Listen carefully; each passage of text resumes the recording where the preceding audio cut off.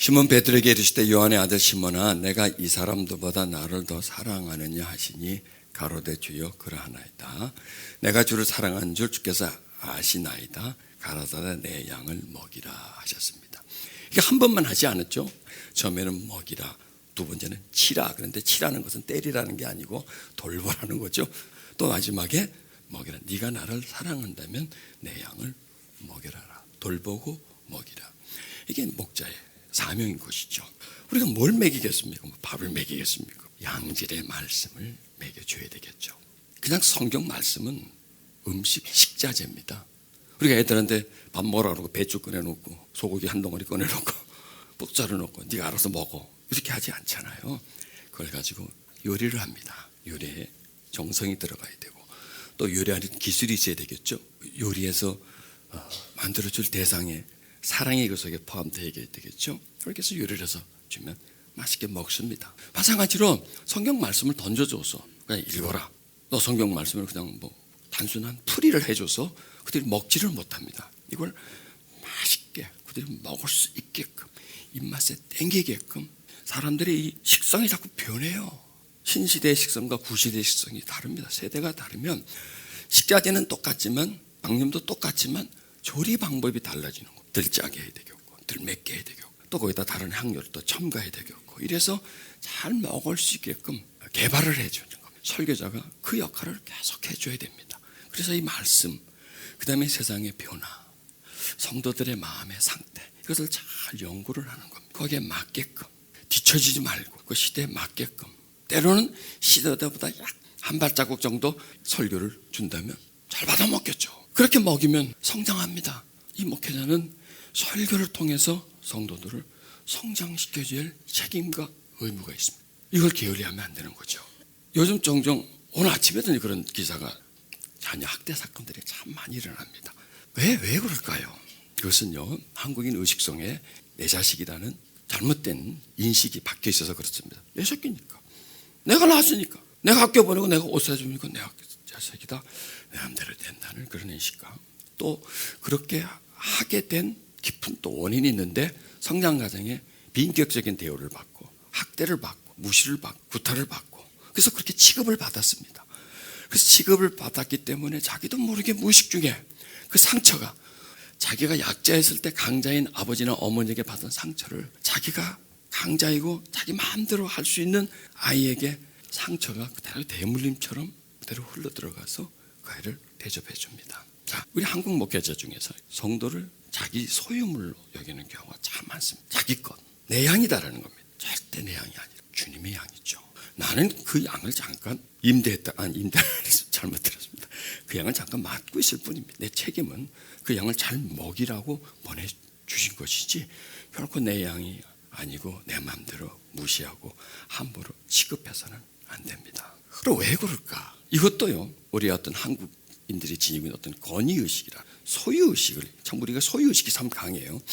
그 소유의식과 그 다음에 또 성장 과정에 다녔던 교회 그 교회의 목회자가 성도들을 마치 자기 어떤 소유물로 여기는 그런 것을 봤다든지 하면 그런 게 참 무서운 배움이에요. 은연중에 무의식 속에 짙게 깔려버려요. 그리고 자기가 그런 상황이 됐을 때는 어쩌면 그렇게 똑같이 할 거기다 좀 더 세련되게 좀 더 강력하게 하기도 합니다. 그래서 자기 것으로 막 여기고 딱 자기가 붙잡아 놓으려고 하고 지배하려고 하고 속박하려고 하는 그런 의식들이 있는데 이걸 저는 버려야 된다고 생각해요. 그래야 잘 키울 수가 있습니다. 유대인들은 자기 자녀들을 하나님이 가정에 보내준 손님으로 여긴 귀한 손님으로 그래서 손님을 받아가지고 잘 접대해서 살아가도록 떠나게 만드는 그런 손님으로 여긴답니다.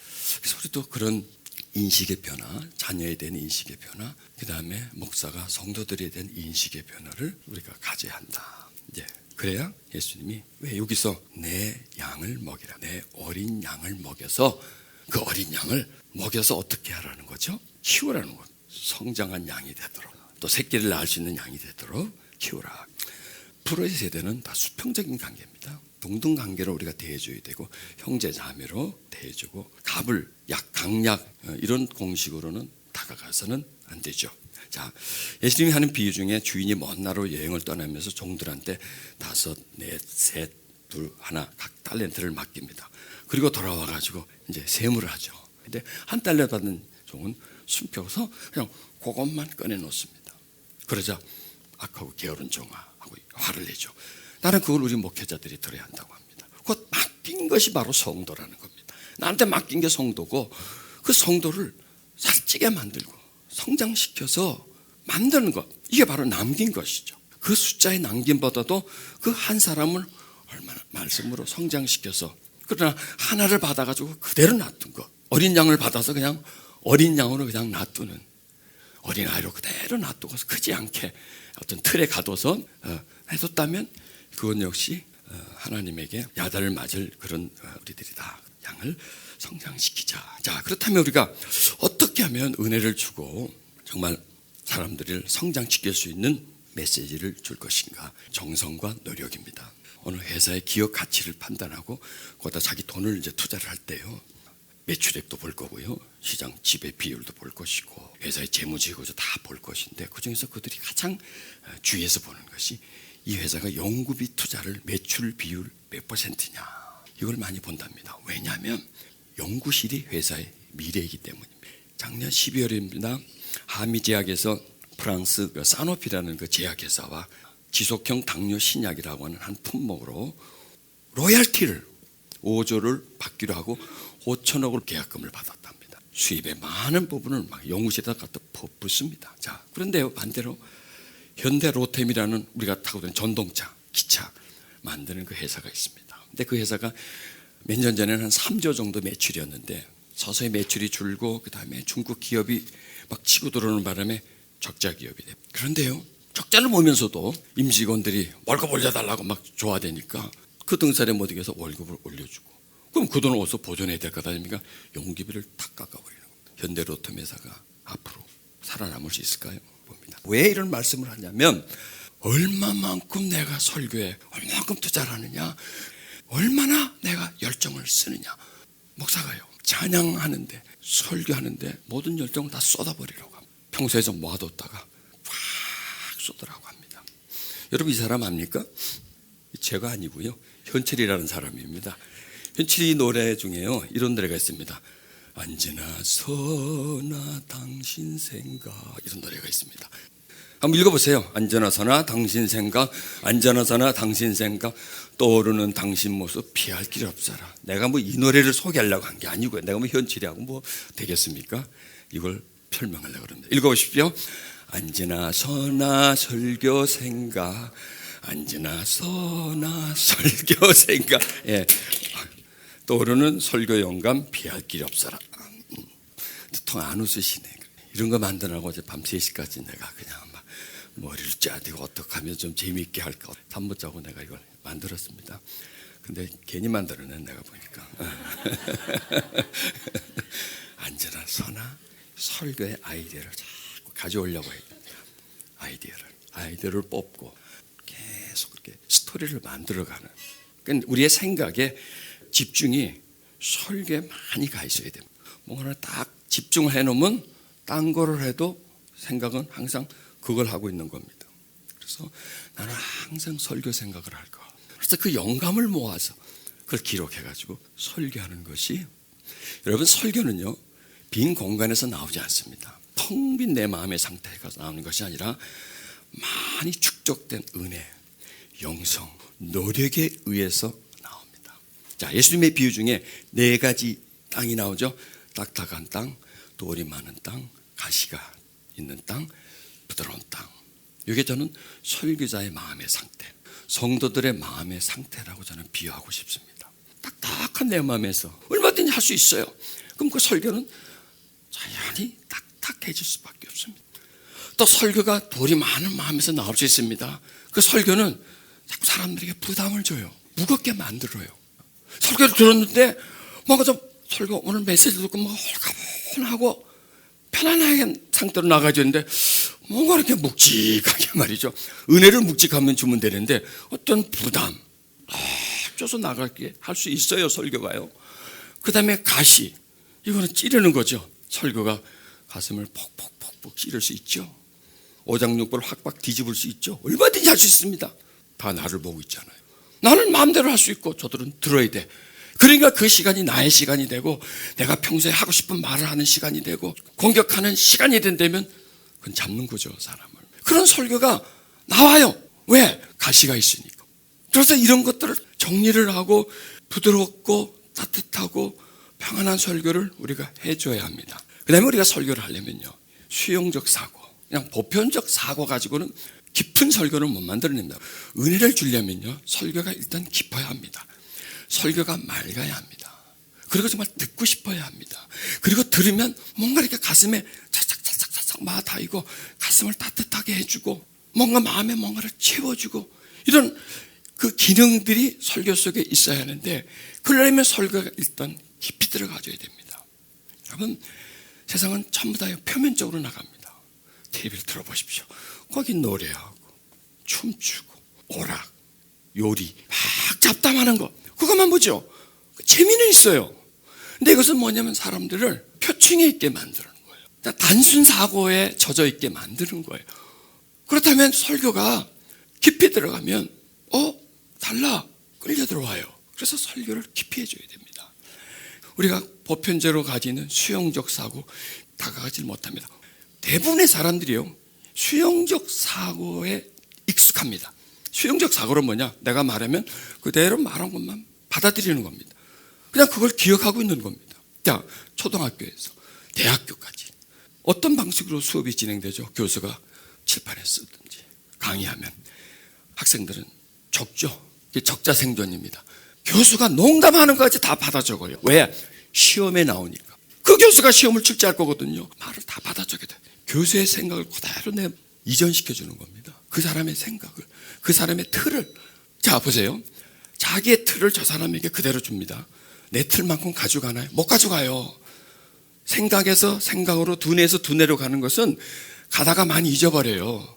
내가 받아도요, 그걸 다 보관 못해요. 잊어버려요. 그리고 그래서 시험에 나올 것이기 때문에 그것만 공부하면 됩니다. 유대인들의 공부 방법은 다릅니다. 좋은 성적 받으려고 공부하지 않습니다. 내 생각의 힘을 키우기 위해서, 내가 더 깊이 사고하고 남이 모르는 것을 깊이 관찰해서 축출해내서 그래서 내 것을 가지는 그런 기쁨을 위해서 그들은 공부합니다. 그러니까 공부하는 목적이 다른 겁니다. 우리는 외워서 적어야 되고 취직하고 좋은 대학 가고 이것으로 인해서 공부를 하지만 그들은 다릅니다. 그래서 우리는요, 이 수용적 사고에 익숙해져 있고 판박이처럼 그걸 그대로 그냥 받아 적어밖에 못하는 거예요. 그래서 보편적이고 수용적 설교는 A, B, C, D, E, F, G 이렇게 나가는 거예요. 그래서 성도들이 설교 본문을 딱 듣고 서론 딱 나가면 결론까지 안 되니까, 여러분, 우리가 11조에 대해서 한번 오늘 설교를 하겠습니다. 그럼 벌써 알아요. 교회 돈 떨어졌구나. 그리고 막 순종해 가서 얘기하면 말을 안 듣구나. 요즘 사람들이 목사 말을 안 듣구나. 저분이 이런 설교를 하면 이렇게 전개돼서 결론을 이겼구나. 내가 그럼 귀 열어요? 몸은 여기 있지만 집에 가버려요. 몸은 여기 있지만 설교를 듣는 것 같지만 난 드라마 보고 있습니다. 어제 본 드라마를 한번 싹 한번 훑어보는 거죠. 요즘 또 스마트폰이 있으니까 이렇게 있지 않습니까? 안 들어옵니다. 뻔한 설교. 목회자가 하고 싶은 설교. 내가 사람들 이런 설교를 해야지, 이번 주는 이런 설교를 해야지. 자기의 의도와 목적이 들어간 설교는요, 저 사람들이 다 알아버려요. 영특해가지고 무슨 설교를 할지 다 알아요. 그런 설교는 길을 닫아버립니다. 뉴욕에 제 친구가 있는데 자기 교회가 부흥이 됐대요. 목사님이 성전 건축한다 말도 안 했대요. 이렇게 장소가 좁은데 우리도 성전 건축을 한번 생각해 봐야 되겠습니다. 그 다음 주일날 반이 안 나오더래요. 이래요, 사람들이. 이렇게 빨라요. 이 얘기했구나. 요 다음 주는 조금 더 깊이 들어갈 거고, 조금 더 가면 더 깊이 들어갈 거고, 한 달 안에 성전 건축합니다. 헌금하십시오. 이렇게 나올 거면 미리 도망가지 않고 나가버리는 겁니다. 사람들이 이렇게 영특합니다. 자, 그럼 우리는 어떤 사고를 가져야 되느냐? 창의적, 시스템적 사고를 가져야 합니다. 창의적이다. 시스템 사고란 이것을 유추를 해보는 거예요. 어떤 시스템을 가지고 다가가는 거예요. 예를 들어서요, 유나이티드 맨체스터 팀에 라이언 킥스라는 주전 선수가 있습니다. 이 선수가요, 이따가 왼 다리에 통증이 와가지고 나 더 이상 못 뛰겠다고 그렇게 이제 벤치로 옵니다. 경기 중에 먹어도 부닥쳤거나 하지도 않았는데 치료하고 하면 괜찮아요. 그래서 그 다음에 또 뛰면 아파서 못 뛰겠다고 합니다. 그래서 이제 그 의료팀들이 조사를 다 해도 아무 이상이 없어요. 그렇다면 문제는 없지 않습니까? 그래 그것으로 끝이 아니에요. 분명히는 원인이 있을 거다 하고 의료팀들이 다각적으로 조사를 합니다.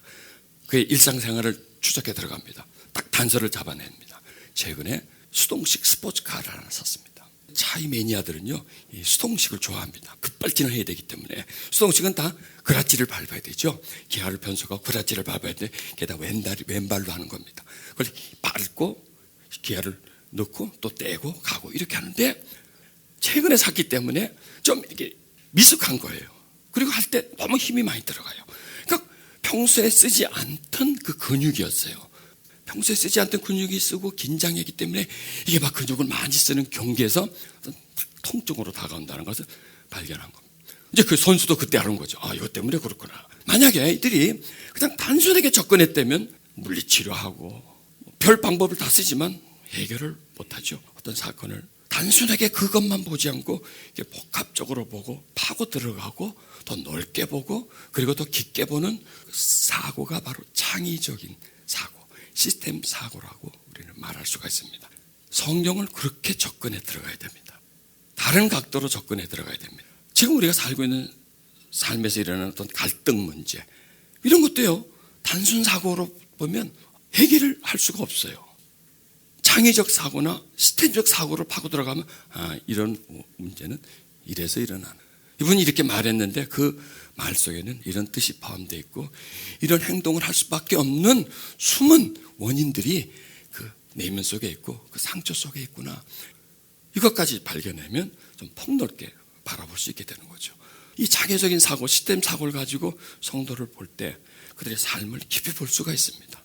얼마나 고통하며 살고 있나 하는 것을 보게 되고 그 다음에 그들에게 그런 창의적인 사고를 가지고 하나님의 말씀을 더 깊이 연구해서 더 파고 들어가서 보면 전혀 보이지 않는 것을 보여지게 되는 겁니다.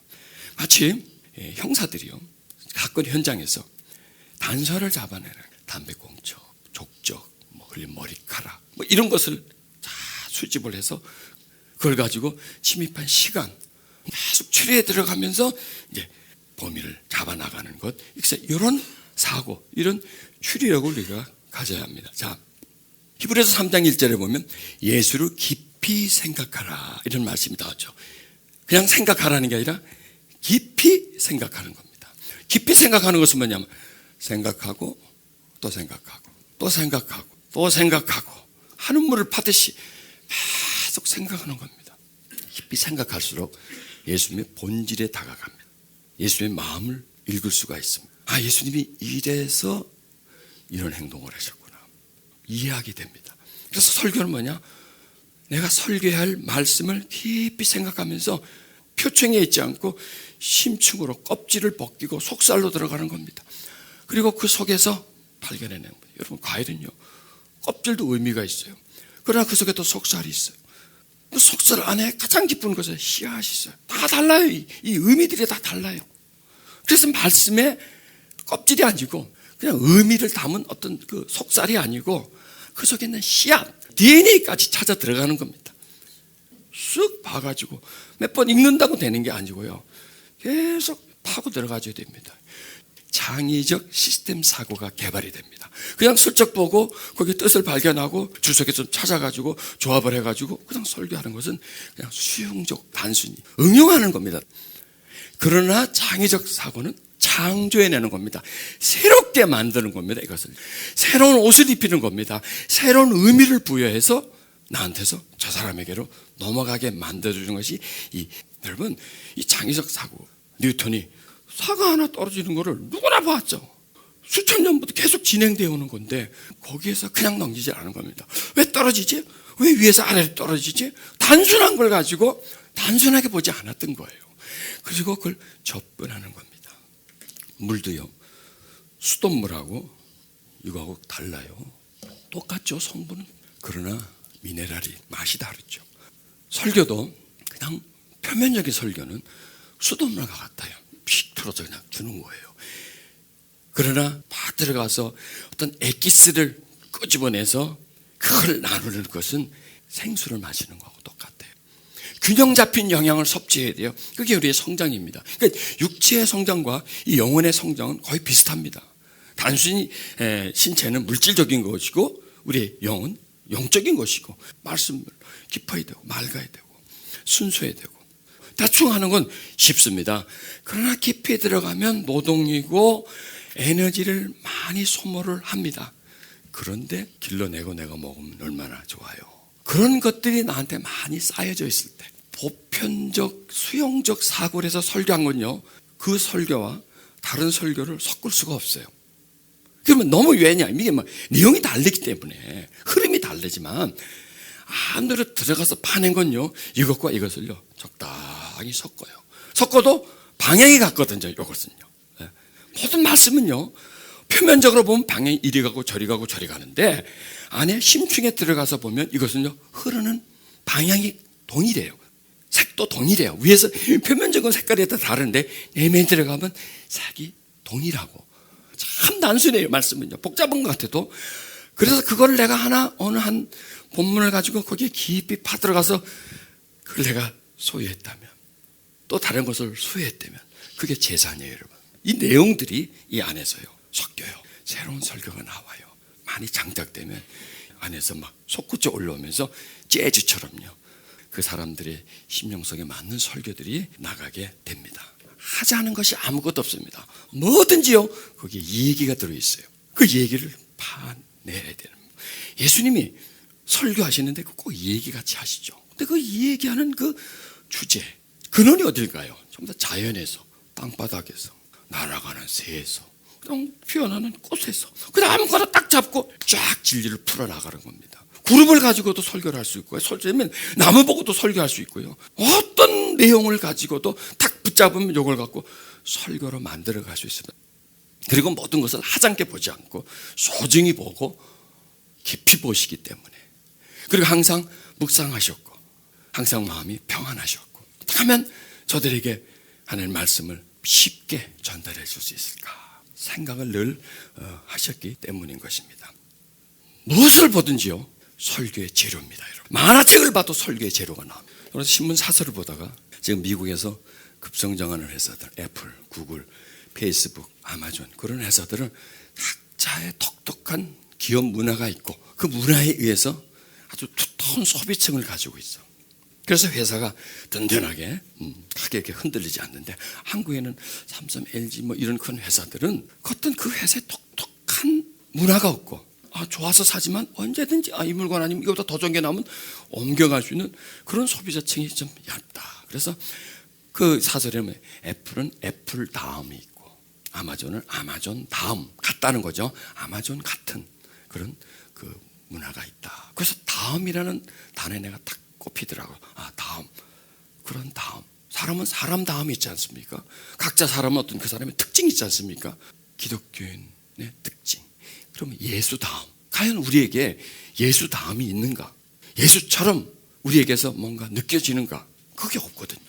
그래서 예수 다음이라는, 예수답다, 이런 내용을 가지고 한번 설교를 해봐야 되겠다 하고 설교를 해봤습니다. 이렇게요, 어떤 단어가 톡 쳐오면 이 단어를 가지고 설교를 만들어가는 거예요. 성경을 보면 성경에서 딱 들어오는 거 가지고 설교를 만들지만 그냥 흔한 얘기죠. 자, 내가 어젠가 그제 기사 중에 이런 걸 봤습니다. 50대가 경제적으로 가장 불행하다. 자, 이 내용을 가지고 설교 만들 수 있을까 없을까요?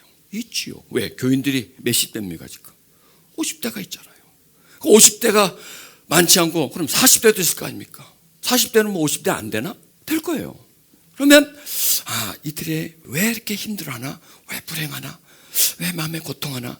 이걸 접근해 들어가면서 이 내용을 가지고 설교를 하나 만들 수가 있다는 거죠. 자, 이렇게 나왔습니다.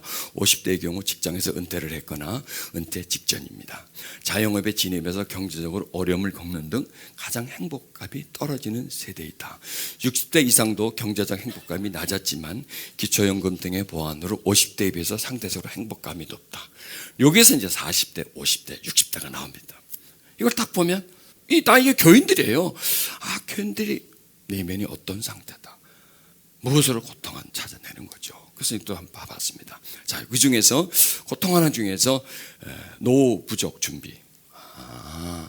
고통하는 게 나이는 들고 가는데 노후 대책이 안 되는 걸 가지고, 그 다음에 자녀 50대 되면 아직 아이들이 뭐 대학생이라든지 결혼 전인 때 그 자녀 학비, 교육비, 그 다음에 주택, 지금 집을 사고 있는데 매달 이자가 많이 나가는 막 이런 건, 또 일자리, 내가 지금 일을 하고 있는데 일자리가 좀 위태하다, 이런 것을 내가 고심하면서 하나님, 내가 이 내용으로 내가 한번 설교를 만들어야 되겠습니다 하고, 어떻게 말씀을 가지고 성도들의 마음에 그 불안하고 두려운 마음들을 내가 끌어안을 수 있을까요? 어떻게 그들의 마음을 위로해주고 행복하게 해줄 수 있을까요? 두려워하는 내용들에 대해서 내가 그 두려움을 경감시켜 줄 수 있을까요? 이런 거 갖고 고민을 하는 거예요. 그리고 그들이 지금 노후 준비가 안 돼 있는 상태를 가지고 고민한다. 자녀 양육, 뭐 직장. 그래서 그거 가지고 고민을 하면요, 나와요 하나씩. 이건 좋은 고민이에요, 여러분. 나를 성장시켜주는 고민이에요. 그리고 성도들의 마음을 이해하는 고민인 거죠. 이래서 고심하고 막 노력해서 설교를 만들어서 딱 섰습니다. 맡길까요, 안 맡길까요? 받아들여요.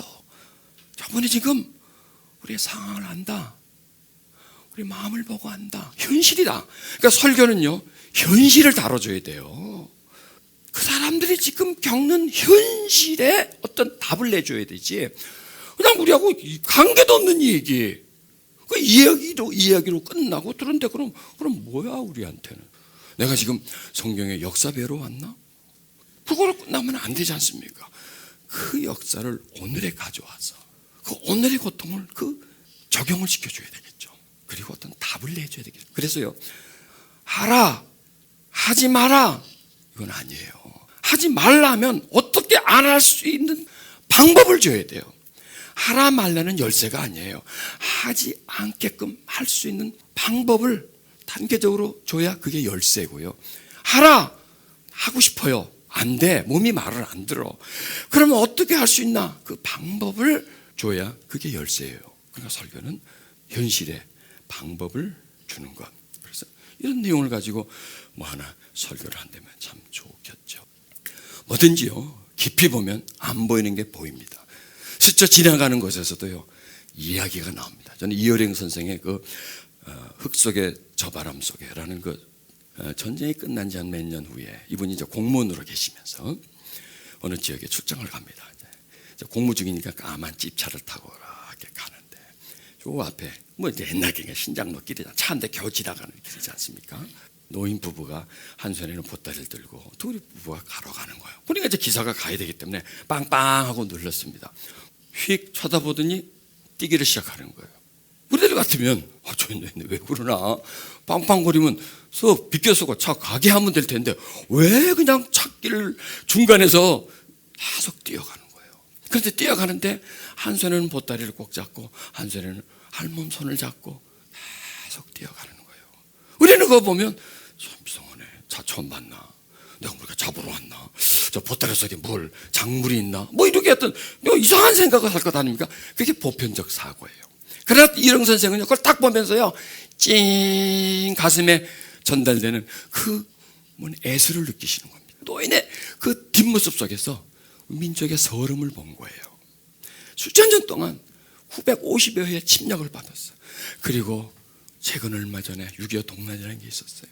그럴 때 그 민초들은 누가 쳐들어온다, 잡으러 온다 그러면 저항이 아니라 도망을 가야죠.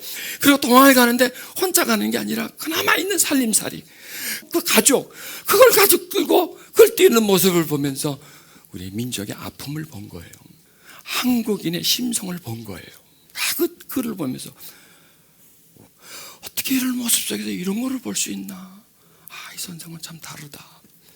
나도 저런 깊은 사고를 가질 수 있으면, 한 단면을 보고 그것만 볼 것이 아니라 더 깊이 있는 스토리를 내가 캐낼 수 있다면 얼마나 풍성한 설교를 만들어낼 수 있을까요? 그래서요, 이거는 누구나도 될 수 있습니다. 단순하게만 안 보면 됩니다. 그냥 모두 스쳐 지나가는 것들을 그냥 유심히 보고 속살을 캐내려고 하고 내면을 발견하려고 하는 그 의식만 가지면요, 깊이 볼 수 있습니다. 자, 여러분, 성경 말씀을 이제 해석한다면요, 자꾸 말을 걸어야 돼요. 뜻이 뭐지? 이 뜻이 뭐지? 자꾸 파고 들어가 줘야 돼요. 보물을 찾아내는 겁니다. 단편적으로 본다면 이어른 선생의 그런 사고를 못 찾아내요. 그렇다면 그런 사고를 가진다면 얼마나 풍성할까요? 얼마나 해석이 다양할까요? 그게 성경은 뭐냐? 풍성함을 가져와서 정말 풍성하게 해석해줘서, 자, 그 내용에 대해서 제가 말씀을 드려주니까 여러분이 그렇네, 그들의 뒷모습에 그런 이야기가 들어가 있네, 그 속에서 우리는 그것까지 볼 수 있네, 벌써 그 깨닫지 않습니까? 그렇게 만약 우리가 성경 말씀을 사람들에게 풀어서 줄 수만 있다면 얼마나 많은 것을 그들이 얻어가겠습니까? 그게 풍요로움이라는, 그게 크리스찬들의 행복이라는 겁니다.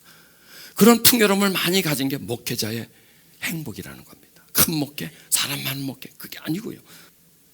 나의 어떤 그 새로운 사고, 그 창의적인 사고를 하는 겁니다. 그리고 계속 발견하려고 하고, 평범한 속에서 숨겨진 비범함을 발견하려고 할 때 전혀 몰랐던 것을 발견하게 됩니다. 그래서요, 설교 준비할 때 주석 보는 걸 저는 금합니다. 전 주석이 없습니다.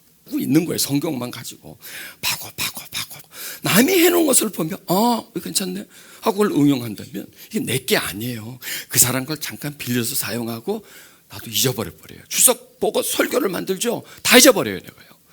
그러나 내가 캐내서 노력해서 얻어내서 그리고 나온 건 표현력이 달라져요.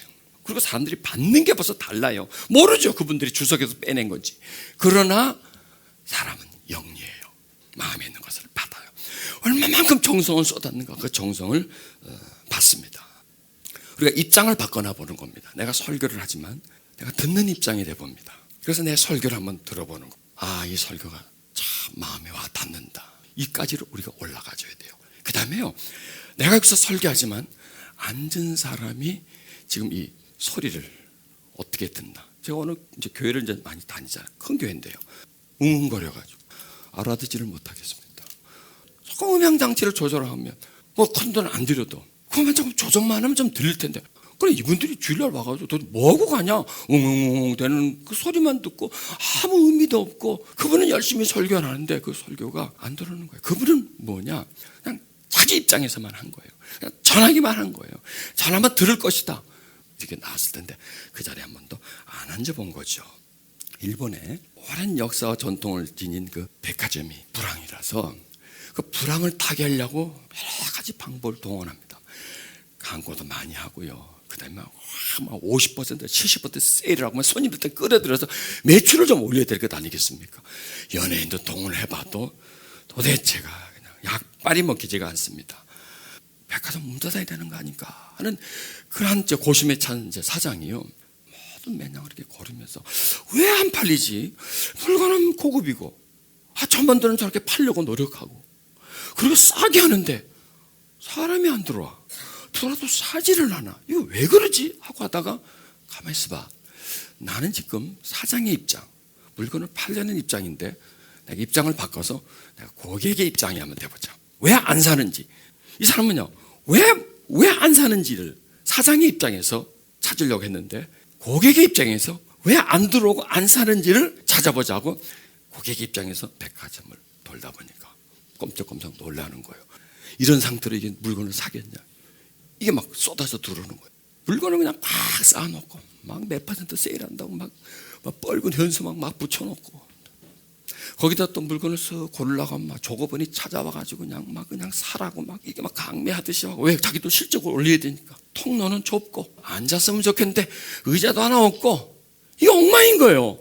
그래서 휘득 뛰어 올라옵니다. 임원들을 불렀습니다. 본질로 들어갑시다. 뭐 많이 팔고 덜 팔로 매출 올리고 그걸보다도 우리가 지금 백화점 영업을 하는데 백화점이 뭡니까? 뭐 하는 곳입니까? 왜 매출이냐? 그것 말고 들어가서 백화점이 뭐라는 곳입니까? 이런 결론을 했습니다. 백화점은 상품을 파는 곳이 아니라 고객이 상품을 사는 곳이다. 이거 그냥 같은 말 같아요. 근데 그게 아니에요. 우리는 상품을 막 팔려고 하는데 팔려고 한다고 해서 팔리는 게 아니라 고객이 살려고 해야 이게 파는 곳이다. 그러면 우리는 자꾸 팔려고만 했지 고객이 사려는 의도를 우리는 만들어주지 못했다. 그래서 그 상품을 팔려고 하지 말고 고객이 사도록 하다. 다 뜯어 고쳐라. 마누라고 자식 빼놓고 다 뜯어 고쳐다. 해가지고 이제 뜯어 고치는 겁니다. 통로를 넓게 하고 현수막을 다 떼버립니다. 그리고 점원들은 손님이 오면 눈인사만 하고 편안하게 그냥 쇼핑할 수 있도록, 그리고 곳곳에 쇼파를 이런 공간을 설치해 놓고 명화를 벽에다 붙여놓고 은은한 음악이 흐르게 하고 오면 그냥 마음이 편안하게, 물건을 팔려는 게 아니라 고객이 와서 편안하게 하도록. 그래서 마음이 들어서 물건을 그때는 사면 사고 말면 말고 이런 식으로 했더니 매출이 쑥쑥쑥 올라가더랍니다. 여러분, 여기서 우리가 배워야 돼요. 우리는 이 경영자들을 연구해야 됩니다. 그들은 톡톡 튀는 아이디어와 기발한 상품을 가지고, 그 다음에 판매 전략을 가지고 소비자들에게 다가가서 소비자의 마음을 사옵니다. 설교란 청중의 마음을 열어야 제대로 된 설교죠. 그건 소비자다.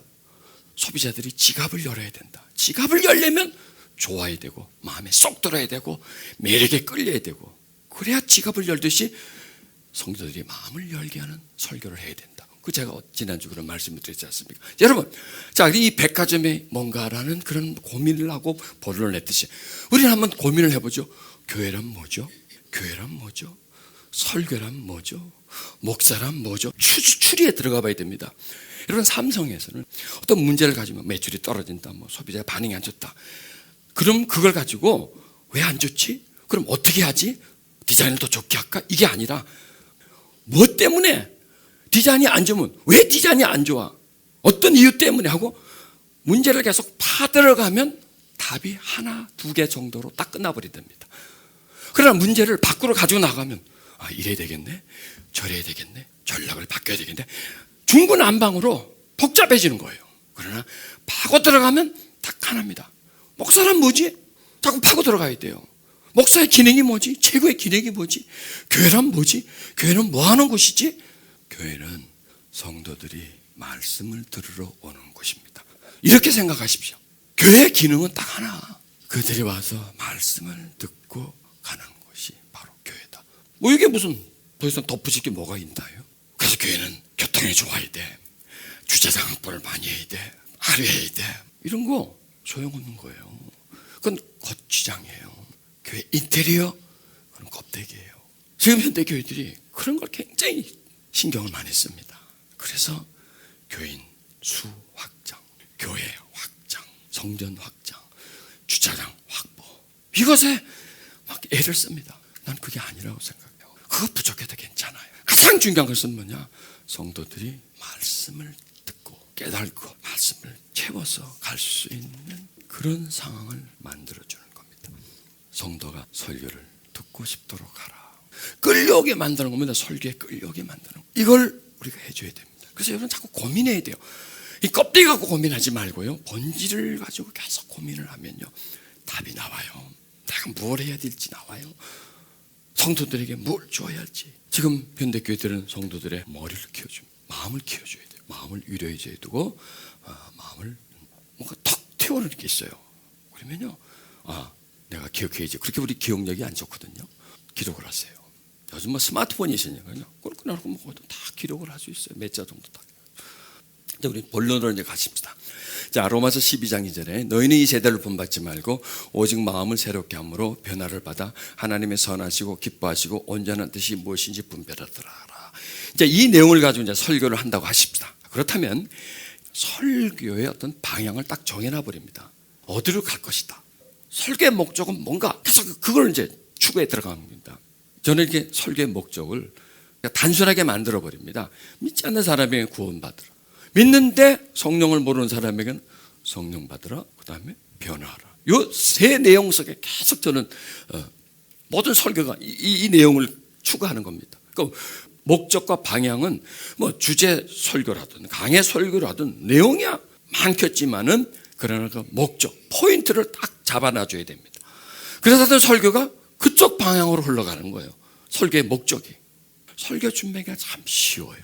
그리고 듣는 사람들은 항상 어떤 설교 내용은 다르지만 목적은 동일하니까, 지난주에 그 설교의 결론, 목적, 또 두 번째 결론, 목적, 이게 다 방향이 동쪽이면 동쪽으로 한 방향이 갈 수 있도록 해주라. 자, 그 다음에 이제 설교를 준비를 합니다.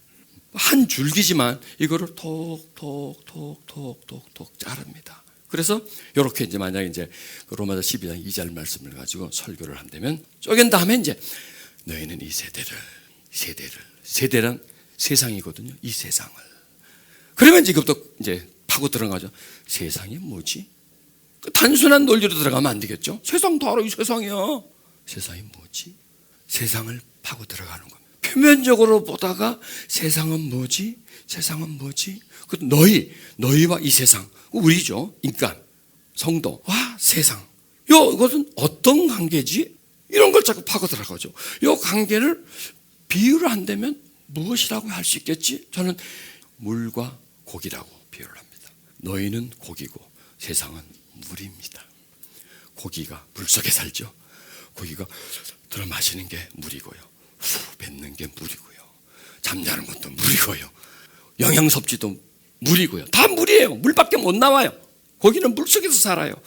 그러는 것처럼 너희라고 하는 우리는 지금 이 세상이라는 이 둘레 속에서 살아가고 나오죠. 이게 조금씩 나오는 겁니다. 아, 세상. 그렇다면 이 세상은 지금 어떤 성향인가? 이 세상의 흐름은 무엇인가? 우리가 세상 속에 사는 물고기라면 세상이 우리에게 어떤 영향을 주는가? 그리고 이 세상은 가만히 있나? 아니면 바뀌나? 이전의 세상과 지금의 세상과 다음의 세상은 같은가? 그렇다면 이 세상이 다른데 방향은 어느 쪽인가? 어디로 가나? 그러면 그 세상이 가는 방향에 우리는 따라갈 수밖에 없다. 발견해내는 거죠. 세상은 악한가 선한가? 세상은 하나님이 세상을 만드셨지만 이 세상의 주인은 하나님에게로부터 악한 영에게 양도되었다. 그럼 세상의 주인은 누군가? 악한 영이다. 세상은 무엇으로 움직이지? 돈으로 움직이지. 사람은 세상에서 뭘 하려고 하지? 명예를 얻고 성공을 얻으려고 하지. 그럼 그렇게 하려면 어떻게 해야 되지? 그러면 그래 성공하고 명예를 얻으면 끝은 뭐지? 질문을 하는 겁니다.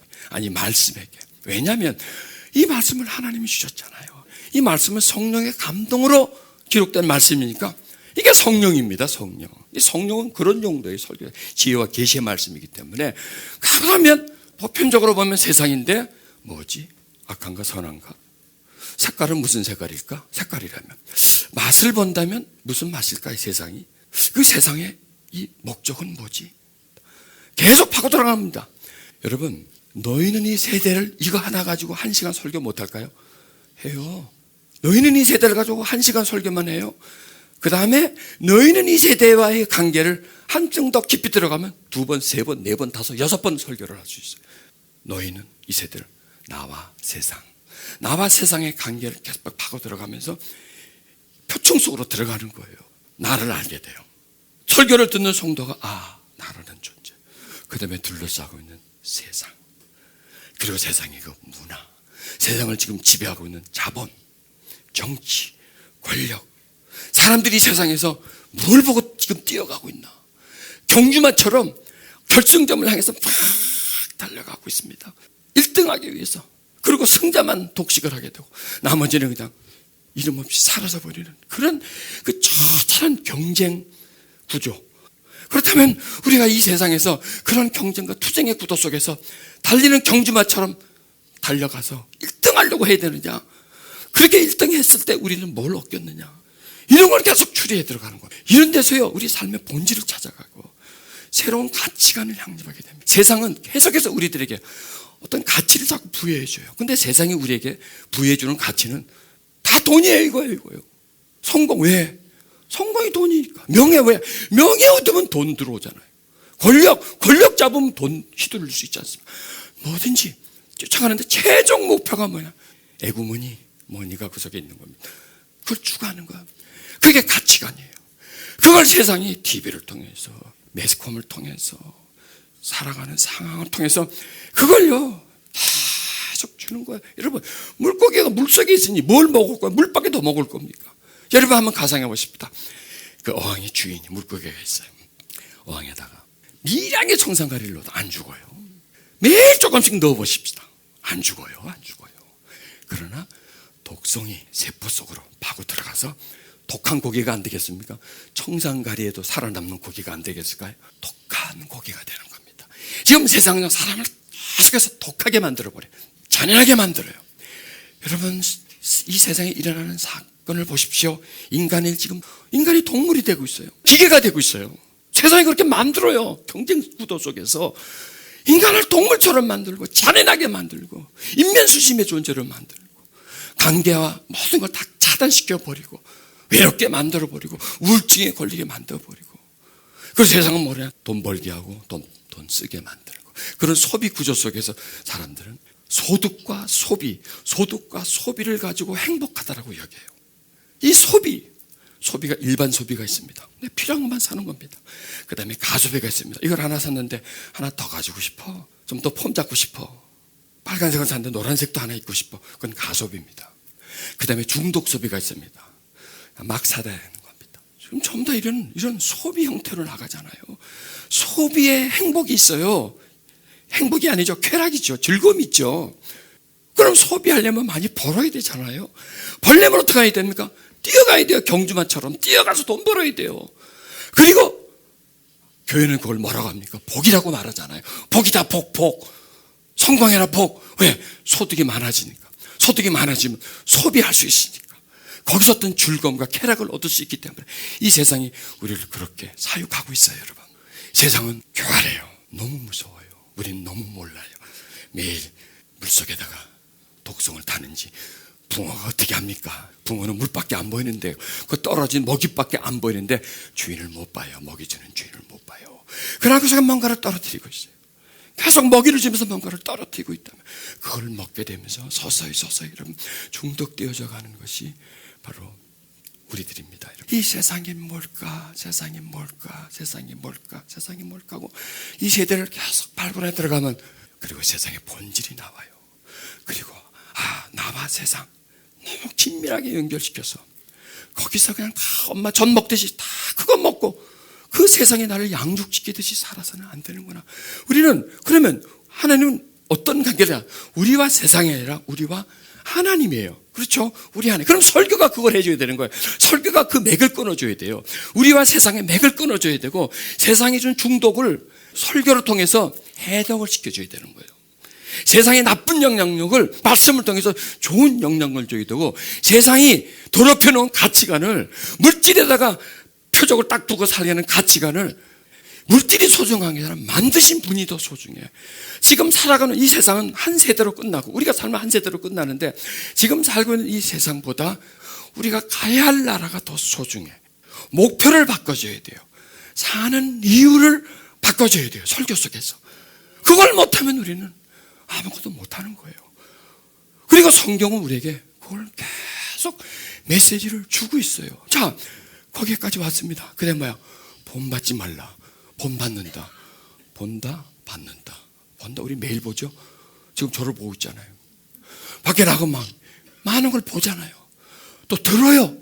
보고 들어 만져요. 그 다음에 느껴요. 좋은 물건을 봐요. 갖고 싶다. 이 느낌이에요. 사람이 다 느낌이 있지 않습니까? 아름다워. 추해. 느낌이 있잖아요. 좋아. 나빠. 다 느낌이 있잖아요. 이것은 다 보고 들으면서 이 소리 참 좋아. 소리가 참 좋아. 이건 느낌이에요. 소리가 안 좋아. 다 느낌이에요. 다 받는 거예요. 그러니까 우리가 보고 받는 양이 얼마나 될까요? 한번 생각해 보세요. 매일 우리는 보고 받아요. 듣고 받아요. 느끼고 받아요. 이 양이 얼마나 많을까요? 엄청나요, 이거든요. 이건 무게로 달 수 없지만 양으로 친다면 엄청날 겁니다. 그걸 우리 가슴에 다 담고 있어요. 우리 가슴은 저장 능력이 무제한입니다. 컴퓨터 하드 드라이브와 같습니다. 예전에는 1기가도 컸어요. 100기가 나왔네. 1테라기가가 나와요. 이거보다 또 더 크게 계속 나오기 때문에 그만큼 인간의 그 저장 용량은 많아요. 저장 창고 속에 뭐가 들어와요? 보고 받고 경험, 느끼고 좋고 나쁘고 이런 것들이 계속 저장이 돼요. 입력입니다. 인풋입니다. 그 다음에 살다 보면 이게 나와요. 한 번 보고 두 번 보니 자꾸만 보고 싶네. 이거는 구조예요. 노래 속에서요. 그런 메시지가 나온다니까. 한 번 봤어. 한 번 봤는데 또 보고 싶어. 두 번 봤어. 그랬더니 이제 자꾸만 보고 싶은 거야. 마음에 그게 저장됐다는 거야. 이 속에 입력이 돼서 어떤 옷을 하나 봤어. 또 봤어. 집에 왔는데 자꾸 그게 보고 싶어. 가야지. 그 다음에 어떻게 긁어야지. 이게 구조예요. 이렇게 해서 사람들을 계속 어떤 소비로 끌고 들어가고 세상의 문화 속에 푹 젖게 만들어서 세상의 사람으로, 세상에 사육받는 사람으로, 세상에 확 미쳐버리는 사람으로, 세상 없으면 못 사는 사람으로 세상을 만들고 있는데 우리 보고 그걸 본받지 말라는 거예요. 보고 받는 구조를 어떻게, 그럼 안 보나? 안 듣나? 아니에요. 보고 받았지만 자꾸 지워. 쓰레기를 치워주는 거예요. 그 다음에 세상은 본받지 말고 누구를? 예수를 자꾸 보여줘야 돼요. 예수님 우리가 어떻게 보여줘? 말씀으로. 예수를 깊이 생각해서 그 생각한 부분을 자꾸 줘야 돼요. 예수님이 이런 분입니다. 이렇게 우리가 흠모할 분입니다. 사랑해야 할 분입니다. 예수님이 2000년 분이 아니라 이 시대의 분입니다. 우리와 함께 살 분입니다. 우리는 그 예수님의 특성, 태도, 자세를 우리 삶에 적용을 시켜야 됩니다. 예수님을 우리 삶에 업그레이드를 시켜야 합니다. 그래서 예수 다음이 우리 속에 나와야 합니다. 이게 우리의 고민입니다. 이게 우리의 목표입니다. 이게 행복입니다. 최고의 행복입니다. 최고의 가치입니다. 이렇게 산다면 똥똥거리고 사는 사람 하나도 안 부럽습니다. 왜? 내 마음이 편한데, 내 마음에 묶임이 없고 자유한데, 이 세상만 살 사람이 아니라 저 세상을 갈 사람들이기 때문에 잠깐 지나가는 과정, 우리는 이 다리를 건너서 저곳으로 가야 하는 이스라엘 백성들이 애굽을 나와서 광야를 거쳐서 가나안 땅으로 가는 이 하나의 과정이다. 이것은 가정이다. 여기서 잘 먹고 잘 입는 것은 큰 의미가 없다 하고 그걸 계속 사람들에게 새로운 가치관, 진정한 가치관을 부여해 준다면 그들은 속았던 것을 다시 깨닫게 되고요, 안에 쌓여가지고 가득 찼던 욕심들이 스르르 놓게 됩니다. 예수님 현장에 가늠한 여인을 때려 죽인다고 돌멩이를 가져왔다가 예수님 말씀 몇 마디 하자 툭 놔버리잖아요. 그들이 가지고 있었던 가늠한 여인은 죽여야 된다는 고정관념이 예수님이 말씀하시니까 고정관념이 깨져버리지 않습니까? 그들의 분노가 녹아지고 돌을 놔버리지 않습니까? 야, 이게 바로 설교다. 이게 바로 위대한 설교다. 우린 예수님의 그 짧은 말씀 속에서요 설교의 묘미를 발견해야 돼요. 그래서 여러분 성경을 볼 때요 찌릿 오는 게 있어요. 이거다, 이거. 이게 필요하다. 나도 이걸 가져야 된다. 배고파야 돼요. 그런 부분들에 본받지 말라. 보고 받을 수밖에 없습니다. 인간은 모방의 천재입니다. 그냥 딱 보면 그 사람 카피를 뜹니다. 그게 유행 아니겠습니까? 배우고 어떤 액세서리를 했어. 그냥 동대문 시장 백화점에서 나오면 맞아, 이거야 이거 하고 또 저 사람이 했네. 생제품 팁이나 뭐 전자제품 같은 거는 광고 보고 잘 안 사요. 옆집 산 거 보고 사요. 저 집도 샀어. 야, 우리 사자. 이렇게 사람들은 모방, 따라함. 세상이 우리에게 빨리 들어오는 거예요. 그러면서 세상의 지배 속으로 들어갑니다. 이 세상 속에는 전부 다 중독성이에요. 전부 다 중독입니다. 돈, 그것도 중독성이 있어요. 명예, 성공, 현대인들은 그 독성에 취약해요. 특히 한국 사람들은요 중독에 약해요. 도박 중독에 가장 잘 걸리는 민족이 한국 사람들이에요. 여러분 스마트폰 있죠? 그거 참 재밌어요. 그렇죠? 용도도 많고. 스마트폰, 앞으로는 스마트 자동차가 나옵니다. 스마트 냉장고가 나옵니다. 자꾸 나와요. 스마트 세탁기가 나옵니다. 스마트 하우스가 나옵니다. 집에 알아서 다 해줘야 들어가면. 뭐 이렇게 점점 우리를 재밌게 만들어줘요. 그러니까 이 세상은 뭐냐? 딱 뭐냐? 재미, 편리. 재미와 편리. 이걸 가지고 이게 문화예요. 그리고 내놓으면 사람들은 돈을 펑펑 써요. 재밌으니까. 편리하니까 돈을 써요. 돈을 쓰면 또 벌어야 되죠. 죽어라고 일해요. 돈 벌었어. 또 써야죠. 계속 이 소비 구조로 나가. 그 시스템 속에 들어가서 소득과 소비. 그러면서 점점 소비가 가소비, 중독 소비로 가면서 빚은 점점 늘어가면서 쪼달리는 거예요. 빚에 매이는 거예요. 더 괴로운 거예요.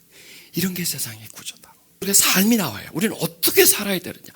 단초로에 살아야 되고, 전략하면서 살아야 되고, 단순한 소비를 하면서 살아야 되고, 이런 것까지 다 이것은 이제 생산이 되는 거죠. 말씀 속에서 보고 받는 이런 속에서 그들을 본받지 말라. 세상은 쾌락을 제거해주고 소유를 뺏어가고. 사람은 세상을 사랑해요. 그렇죠? 세상은 사람을 사랑할까요? 절대로 안 상해요. 세상은 사람은 단순히 하나의 이용 가치일 뿐이에요. 여러분, 당자의 비유세요. 저는 세상과 사람을 끄집어냅니다. 당자는 돈을 가졌습니다. 아버지한테 달라 그래가지고 재미없는 아버지를 떠나 재미있는 세상으로 가는 겁니다. 돈을 왕창 가지고 그렇게 세상으로 가는 거예요. 세상이 당자를 끌어들이는 겁니다. 그 유혹에 빠져 들어갑니다. 자, 갔더니 당자는 돈 가지고 가니까 대우해 주죠. 환영하죠. 막 친구들이 환영해주고 여자들이 그냥 꼬리를 치고 말이죠. 근데 그게 왜 그럴까? 당자가 잘생겼어? 매력이 있어서? 아니에요. 돈, 딱 요거에 돈 빼려고 쾌락을 주면서 돈을 빼먹어요. 그 다음에 돈 다 떨어지니까 배품 처리를 해버리고 없애버리지 않습니까? 이게 세상이 사람을 대하는 태도예요. 그러나 아버지 하나님은 우리를 어떻게 대해요? 사랑으로 대해주잖아요. 인격체로 대해주잖아요. 그렇게 망가지고 부서졌지만 아버지는 그를 받아주지 않습니까? 그럼 여기서 우리는 세상과 하나님을 비교해줘요. 세상은 매정하다. 그러나 하나님은 풍요롭다. 우리는 세상을 사랑하지만 세상은 결코 우리를 사랑하지 않는다. 우리는 하나님을 사랑하지 않지만 하나님 우리를 사랑한다. 답이 나오죠. 우리는 분명히 지금 세상을 하나님보다 더 사랑하고 있는데 세상 우리를 이용하고 버릴 것이다. 소득과 소비의 구조가 끝나면 나는 배품이다. 그러나 내가 어떤 상태가 되든 내가 배품이 되든 하나님 그걸 간계치 않고 그분은 나를 여전히 사랑하신다. 이게 진정한 사랑이다. 그래서 우리는 당자다. 돌아가자. 아버지께로 가자. 그분의 품 안으로 가자. 진정한 행복은 쾌락이 있지 않고 그분의 품이 있다. 우리들에게 주는 메시지. 그러니까 2000년 전 예수님이 하신 말씀은 오늘로 가져오는 거예요. 이 시대에서 재해석을 하는 거예요. 거기에 당자가 다른 사람이 나와 너고 거기가 당자가 끌려갔던 것이 바로 세상이 지금 우리가 재밌다고 보고 듣는 세상이 그것이고 그것은 결국 우리를 사용 가치가 없으면 버려질 것이고 그러나 그래도 우리를 받아주시는 하나님이 있다. 그게 행복입니다. 아멘. 그게 행복입니다. 우리가 말씀한다면 어떨까요? 달라지겠죠. 거기서 벌써 달라지는 겁니다. 그래서요. 그 메시지가 나야 나. 지금의 상황이야. 현실이야. 현실감 있게 그것과 매치를 시켜주는 겁니다.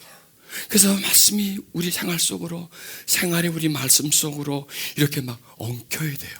엉켜서 다가간다면 어떨까요? 달라진다는 겁니다. 깊이 있는 설교를 하자. 와닿는 설교를 하자. 듣고 적용할 수 있는 설교를 하자. 깨달을 수 있고 자신을 발견할 수 있는 설교를 해줄 때 계속 받아 먹어요. 그것을요. 잘 먹이니까 내 양을 먹여라. 내 양을 돌봐라. 말씀으로 먹여주고 그들을 돌봐주는 겁니다. 씻어주는 겁니다. 막 나오죠. 그런 내용을 가지고 그 다음에 마음이 뭐지? 이 마음 이거 하나 가지고 또 얼마든지 파고 들어갔어야 했어요. 마음. 세상이 우리 마음을 가져가려고 해요. 하나님도 우리 마음을 가져가려고 해요. 마음을 새롭게 한다. 깨끗하게 한다. 정리해 준다. 마음에 힘을 준다. 자, 설교는 뭐로 하는 거죠? 마음에서 하는 거예요. 여기서요. 설교도 하지만 설교의 본질이 나오는 겁니다. 마음에서 나와서 마음으로 들어가는데 마음을 새롭게 만드는 것이 무엇이다? 설교인 거예요. 세상은 마음을 추하게 만들어요. 혼탁하게 만들어요. 그러나 하나님의 말씀을 가지고 혼탁한 마음을 맑게 만들어줘. 세상은 독성을 주지만 하나님 말씀을 가지고 마음을 해독을 시켜주고 정화를 시켜주는 거예요. 맑은 마음이 되도록 새로운 마음이 되도록 만드는 거예요. 이게 설교예요. 설교의 기술이 아니에요. 설교의 본질을 찾아 들어가는 겁니다. 무엇이 설교냐? 왜 내가 설교를 해야 되느냐? 이 설교를 해서 어떻게 하겠다는 거냐? 뭘 이루고자 하는 거냐? 내 목적을 이루는 거냐? 하나님 목적을 이루는 거냐? 내가 뭔가를 받고자 하느냐? 아니면 하나님을 뭔가를 받게 하고 나를 저 사람 속에 심느냐? 하나님을 저들의 마음속에 심어주느냐? 이 본질을 계속 고민해 줘야 돼요. 그래서 본질에서 떠난 설교, 철저하게 하나님과 성도 중심의 설교, 하나님이 원하시고 저들에게 들려줘야 할 설교를 내가 중간에서 매개체가 되는 겁니다. 마음은 뭐지? 바로 사람이에요. 좋은 사람, 나쁜 사람, 바로 마음이 사람이에요. 마음에 쌓인 선에서 선을 내고 악에서 악을 내요. 그러니까 이 마음은요 다 받아들여요. 이건요 선이다, 받아들여야지. 악이다, 이게 아니에요. 무조건 주문 받아들여요. 받아들여서 소화시켜요. 그리고 받았으면 내놔요. 사람이 참 나쁜 사람을 볼 때요, 나쁘다고 보지 마세요. 그 속에 나쁜 게 참 많다, 왜곡된 게 참 많다. 그럼 왜 그 나쁜 게 많을까? 성장 과정에 학대를 받고 미움을 받고 상처를 많이 받고 쌓인다는 건 뭐냐? 언어. 너! 이런 언어. 바보야, 얘 바보야. 지지도 못한 것들아. 많이 듣던 소리네, 어디서 내가 가면. 쟤는 잘했는데 왜 너는 못해? 이런 소리. 이런 소리가 우리 쪽에 쌓이면서요, 우리를 만들어가요. 열등감의 사람으로, 수치심의 사람으로. 이게 마음이니까요. 왜? 쌓인 게 나오니까. 나오는 게 뭐예요? 언어가 나오고, 태도, 딱 쳐다보는 거. 이것도 나오는 거예요. 시부랑 것도 나오는 거고. 다 나오는 거예요. 쌓인 게, 마음에 쌓인 게 나오는 거예요. 그래서 인풋과 아웃풋이에요. 세상을 본받지 말라. 인풋이에요. 세상의 특성은 악이지 않습니까? 그 악이 들어오다 보니까 사람은 계속 악해. 왜 사람들이 악해져요? 이 시대보다 좀 더 훨씬 악해지잖아요. 왜 악해질까요? 세상이 악해서 그래요. 그러면 말씀 속에서 우리는 소원을 제공시켜 줘야 돼요. 쌓여져야 돼요. 마음에서 가득히 들어가게 만들어줘야 돼요. 그래서 마음을 새롭게, 새롭게. 그 다음에 뭐예요? 뭘 받아? 변화를 받아. 할렐루야. 그러니까 변화는 하루아침에 일어나는 게 아니에요. 이런 과정을 거쳐가면서 서서히 다가가면서 변화라는 것이 일어나는 거예요. 자, 그럼 이 마음을 새롭게 한다, 변할 때, 이게 농부가 하는 일입니다. 그래서요, 설교자는 농부다. 씨를 뿌리는 사람이. 딱딱한 땅에 씨를 뿌리게, 돌이 많은 땅에 뿌려요. 또 내 마음이 딱딱한 마음으로 씨를 뿌려요. 말씀을 전해요. 돌이 많은 마음으로, 가시가 있는 마음으로 전하면 그 씨는 특성이 달라져 버려요. 들어가면 상처 주는 씨앗이 되고 반감을 하게 만들어요. 무겁게 만드는 씨앗이 돼요. 그러나 부드러운 땅에서 부드러운 땅으로 주는, 내가 부드럽습니다. 저 사람은 딱딱합니다. 누가 이길까요? 자, 딱딱함과 부드러움이 부닥쳤습니다. 부드러움과 딱딱함이 만났습니다. 부드러움이 이깁니다. 부드러움이 딱딱함을 부드럽게 만들어줍니다. 부드러움과 돌이 많은 땅이 만났습니다. 부드러움이 돌을 녹여줍니다. 부드러움과 가시가 많은 사람을 만났습니다. 가시를 뭉뚱뭉뚱하게 만들어줍니다. 이게 바로 부드러움의 위력이라는 겁니다. 가만히 있어봐. 그건 누구 얘기죠? 예수님 얘기예요. 예수님 만난 제자들, 딱딱한 땅과 같았어요. 돌짝밭과 같았어요. 가시 많은 사람들이었어요. 그런데 예수님과 함께 있으면서 그들이 다 옥토가 되어버렸죠. 이거예요. 바로 이것이 부드러움의 힘이다. 그럼 이 설교자가 최대한 부드럽게 사랑으로 그들을 대해준다면 그들은 파고 들어와요. 마음속으로 들어와요. 마음속으로 들어와서 붙잡아줘요. 여러분, 우리에겐 은혜가 필요합니다. 여러분, 은혜를 얼마나 많이 비추게 놨나요? 은혜가 생명입니다. 우리들의 자산입니다. 이 말씀을 깊이 파면요, 계속 은혜를 줘요. 말씀이 깨달음과 은혜, 지혜와 계시의 영이 계속 은혜를 줘요. 그게 내가 배부르는 거예요. 그래서 배부르는 게 밥 많이 먹어서 배부름, 머릿속에 각 찬 지식의 배부름, 내 영의 지혜의 배부름, 이 세 가지 배부름이 있습니다. 설교는 지혜의 배부름으로 지혜의 목마른 성도들에게 젖을 주는 거예요. 설교는 젖이에요. 엄마에게서 짜주는 젖이에요. 그 젖의 영향이 아이의 뼈를, 아이의 신체를 크게 만들고 심성을 좋게 만들듯이 정말 여러분, 좋은 설교, 저의 희망입니다. 다시 말씀드립니다. 제가 지금까지 설명한 건 제가 하고 있는 것이 아니라 저도 앞으로 숙제입니다. 오해하지 마십시오. 그렇게 하려고 하는 거지 나는 이렇게 하고 있으니까 그렇게 말하는 게 아닙니다. 저도 못 따라갑니다, 저기. 그런데 저 내용들은 다 내가 하고 싶은 거, 내가 가고 싶은 거, 내가 갖고 싶은 거 말씀드려주는 겁니다. 저와 여러분은 같은 입장입니다. 같은 색깔입니다. 같은 키입니다. 그래서 우리는 예수님의 키처럼 커가야 됩니다. 그렇게 설교를 하다 보면 내가 풍요로워지고 너도 풍요로워지고 거기서 설교자의 행복이 나옵니다. 설교에 최선을 다하십시오. 생명을 붓듯이 그렇게 여러분 설교하시길 바랍니다. 주님, 우리에게 은혜를 내려주시옵소서. 당신의 충만한 은혜를 내게도 부어주시옵소서.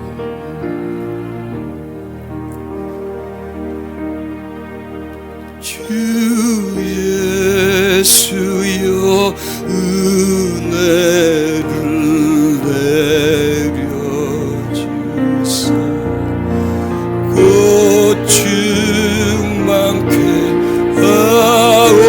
하옵소서. 이 줄이고 목마른 나의 맘에 주 성령을 부소. 주 예수여, 주 예수여, 충만한 은혜 내 영혼에 부소서. 주 예수만 나의 힘 되고 내 만족함 됩니다. 주 예수의 우리의 죄를 죄에서 풀어주소서. 주 예수여, 죄에서 날 정결케 하옵소서. 날 정결케 하옵소서. 이 세상의 유혹이 나의 맘에, 이 세상의 유혹이 나의 맘에 틈 못하게 하옵소서. 주 예수여, 주 예수여, 충만한 은혜 내 영혼에 부소서. 주 예수 나의 힘 되고 내 만족함 됩니. 내 마음에 임하신 주의 성령이여, 내 마음에 임하신 주의 성령 늘 계실 줄 믿음. 큰 은혜를 나에게 부어주사 그 은혜를 나에게 부어주. 주를 섬기게 하소서. 주 섬기게 하옵소서. 손을 들고 찬양합니다. 주 예수여, 주 예수여, 충만한 은혜 내 영혼에, 내 영혼에 부소. 기도하는 마음으로 찬양을 드리세요. 주 예수만, 주 예수만 나의 힘 되고 내 만족함 되니. 주 예수여,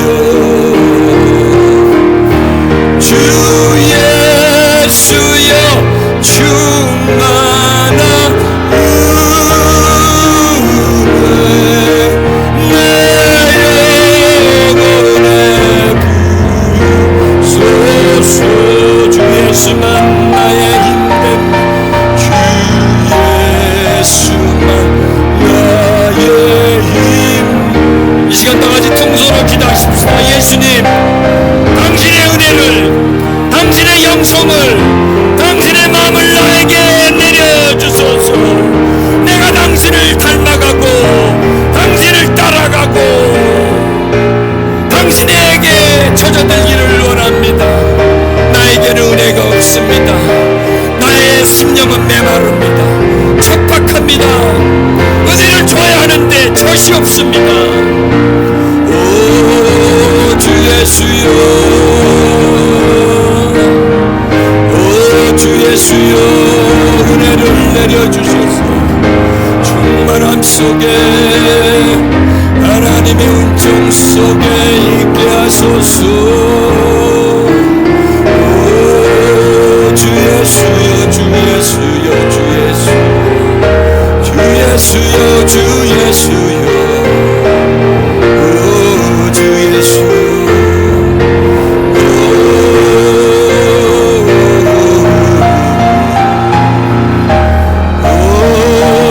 주여 임하소서. 주의 성령이시여 임하소서. 주의 성령이시여 우리에게 임하소서.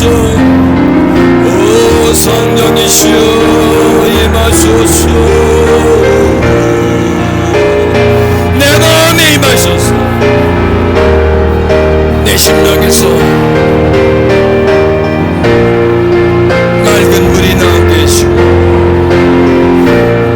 성도들의 심령을 씻고 변화시키고 새롭게 만드는 그 위대한 은총의 역사가 있게 하소서.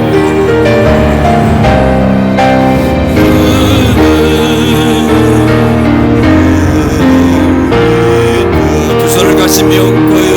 주 예수, 주 예수, 주 내 가슴에 내려주소서. 내 중심에 주님의 은혜가 머물러 있게 해주시고 흐르게 하소서.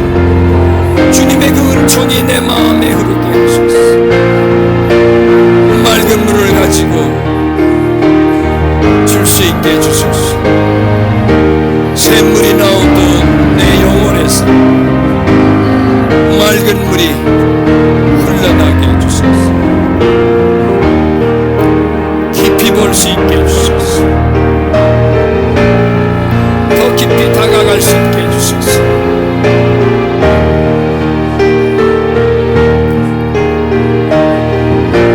표면만 보고 껍질의 설교가 아니라 중심과 본질의 설교가 나올 수 있게, 마음의 감동이 흐를 수 있게 나를 도와주시옵소서. 내 양을 먹이라, 내 양을 돌보라 하셨습니다. 과연 양을 잘 먹였나요? 양을 내 양이라고 여기고 내 울타리 속에 가둬놓고 보관만 하고 있나요? 달란트를 받았는데 남기지를 못하고 그대로 소유하고 있나요? 어린 양을 받아서 어린 양으로 그대로 가지고 있나요? 아니면 그 양이 성장했나요? 그걸 찾아보십시오. 그게 바로 우리들의 할 일인데 그걸 놓치지 않았는지 그걸 바라보십시오. 그대로 가지 마십시오. 여러분, 말씀이 가슴을 두들겨야 되고 내가 그 말씀에 녹아져야 됩니다. 무감각하고 무덤덤하고 그냥 머리로 받아들인다는 것은 이미 여러분의 마음이 굳어져 있다는 겁니다. 머리로만 이해하고 해석하려고 하는 것은 충격적인 말씀을 하겠습니다. 죽었습니다. 죽었습니다. 죽은 자는 사람을 살리지를 못합니다. 죽은 설교는 사람을 살리지를 못합니다. 영양가가 없는 젖은 아이를 죽입니다. 단맛은 나고 우유 맛은 나지만 그 속에 영양가가 없다면 사람을 죽이는 겁니다. 여러분, 어떤 설교를 했습니까? 영향이 있었습니까? 은혜가 있었습니까? 사랑이 있었습니까? 열정이 있었습니까? 뭘 담아줬습니까? 쟁반에다가 뭘 먹여줬습니까? 여러분들은 자녀에게 좋은 것을 줄 줄 압니다. 최고의 것을 줍니다. 정성을 다해서 줍니다. 잘 먹여줍니다. 그러나 예수님 맡긴 양들에게는 뭘 먹여줬습니까? 좋습니까? 그걸 우리는 깨달아야 합니다. 껍질만 먹였습니까? 사과를 깎아서 껍데기를 먹이고 알맹이는 내가 먹습니까? 엄마는 그러지 않습니다. 엄마는 껍질을 먹고 아이에게 알맹이를 줍니다. 과연 우리는 껍질을 먹였습니까? 알맹이를 먹였습니까? 이걸 한번 생각해 봐야 합니다. 설교의 기술이 아닙니다. 기술은 어디 가도 배울 수 있습니다. 설교의 마음, 설교의 영혼이 있어줘야 됩니다. 그래야 내가 삽니다. 그러나 않으면 내가 죽은 겁니다. 여러분, 죽은 대로 살지 마십시오. 죽어있는 상태를 계속 유지하지 마십시오. 살아나십시오. 나를 살게 하소서. 내 영혼이 살게 하소서. 내가 일어나게 해주시옵소서. 내가 깨닫게 해주시옵소서. 하나님, 내가 살고 싶습니다. 내가 양질의 설교를 주고 싶습니다. 어미가 자식에게 좋은 것을 주는데 어미인 내가 하나님 나에게 맡긴 어린 양에게 아무것도 주지 못하고 때로는 상처 주고 때로는 내 목적을 이루기 위해서 설교를 하고 내 의도가 설교 속에 많이 들어가 있습니다. 오 주님, 회개합니다. 이 시간 회개하십시다. 방법은 그것밖에 없습니다. 돌이키는 겁니다. 회개하는 겁니다. 하나님, 회개합니다. 좋은 꼴을 먹이지 못한 것을 내가 회개합니다. 최선을 다하지 못한 것을 회개합니다. 적당히 한 것을 내가 회개합니다. 성도들을 내 양이라고 내 것이라고 생각하고 내 맘대로 대하는 것, 내 권위로 대하는 것, 권위주의에 있었던 나를 회개합니다. 내가 강자고 그들은 약자라고 생각하는 잘못된 개념을 회개합니다. 나의 형제요, 나의 자매요, 하나님 나에게 맡겨놓은 귀한 양이라는 것을 모르고 내 것으로, 내 양으로, 내 성도로 여긴 것 엄청난 잘못입니다. 그랬더니 내 맘대로 먹이는 겁니다. 여러분, 내 자식은 정성들의 맥입니다.